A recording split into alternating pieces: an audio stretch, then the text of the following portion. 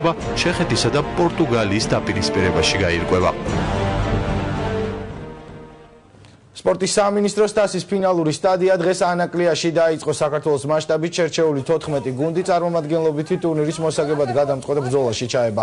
თავდაპირველად სამინისტროს თასში 1500-მდე სამოყვარულო კლუბი მონაწილეობდა. გამოვლინდა თითოეული რეგიონის საუკეთესო გუნდი, რომლებიც ანაკლიაში შეიკრიბნენ. კენჭისყრის საფუძველზე ორმა გუნდმა, გორმა და რუსთავმა მეოთხედფინალის საგზური პირდაპირ მიიღო. დანარჩენი 12 გუნდი კი დაწყვილდა და დღეს საღამოს 8 საუკეთესო გამოვლინდება. სამინისტროს თასის გამარჯვებული 22 ივნისს გახდება ცნობილი.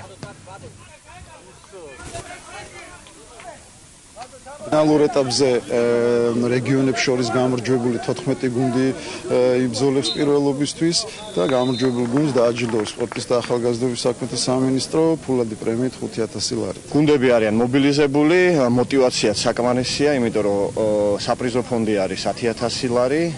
პირველ ადგილზე არის გამარჯვებულ გუნდზე არის 5000 ლარი, მეორე ადგილზე 3 და მესამე ადგილზე შესაბამისად 2000 ლარი.